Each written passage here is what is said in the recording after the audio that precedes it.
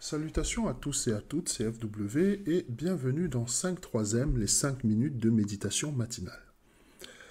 Mes méditations ce matin m'amènent à me pencher sur la grève des éboueurs. Donc effectivement, les éboueurs sont en grève depuis 7 jours et si vous avez bien regardé au niveau de vos poubelles, vous avez dû constater que ces messieurs de la voirie ne sont pas passés.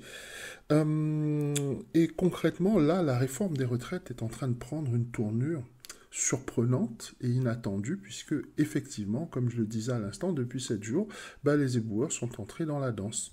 Et notamment, Paris vit aujourd'hui sous un amas de détritus et d'immondices. Mais derrière la grogne de nos amis de la voirie, il y a une leçon que nous pouvons tirer. Nous devons comprendre en fait que nous vivons tous en interdépendance et que nous sommes tous sur le même bateau. Concrètement, ton travail, aussi insignifiant soit-il, aussi peu glamour qu'il puisse sembler, a de la valeur. Il a de l'importance pour la société dans laquelle tu vis. Et c'est la leçon en fait que les éboueurs sont en train de donner aux puissants, au gouvernement et à toutes les autorités. C'est comme en fait une espèce d'inversion de la dialectique du maître et de l'esclave. Alors que le gouvernement est gentiment et obstinément en train de nous vendre sa réforme des retraites, qui n'est autre en fait qu'une dévaluation et un discount du travail, les éboueurs nous confirment que, en fait, notre travail, notre labeur, la sueur de notre front a de la valeur. Et aussi petit soit-il, aussi ingrat qu'il puisse être, ton emploi a de la valeur. S'il n'avait pas de valeur, en fait, il n'existerait tout simplement pas dans une économie de marché. Parce que l'économie de marché est basée sur le profit, et concrètement, si ton emploi n'avait pas de valeur, il n'existerait pas parce qu'il ne générait aucun profit. Maintenant, l'astuce, ou plutôt le tour de passe-passe que le gouvernement essaye de nous vendre au travers de la réforme des retraites, c'est de nous faire croire qu'en fait notre travail n'a pas de valeur et qu'on a bien de la chance s'il veut nous accorder une retraite.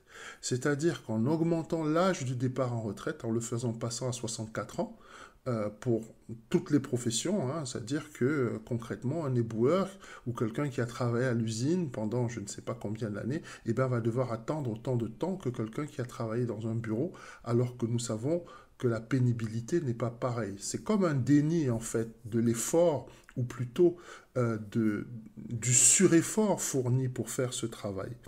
Et donc concrètement, ton emploi a de la valeur. Et même si tu n'as pas de millions de followers sur Twitter ou sur Instagram, ou s'il n'y a pas des jeunes diplômés qui se bousculent au portillon pour être recrutés, le travail que tu fais a un sens. Il a une raison, il a une valeur.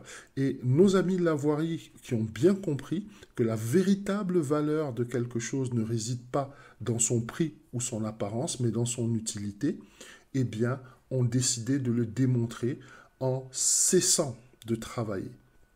Et généralement, vous savez, lorsqu'on vous êtes privé de quelque chose, c'est à ce moment que la valeur de cette chose se révèle à vos yeux. Et actuellement, ce que nous sommes en train de vivre et ce que les éboueurs sont en train de nous montrer, c'est que, en fait, notre travail a de la valeur et il est hors de question que nous acceptions, en fait, ce discount, cette espèce de dévaluation du travail que le gouvernement est en train de proposer. C'est une résistance comme une autre pour que les vraies valeurs puissent subsister.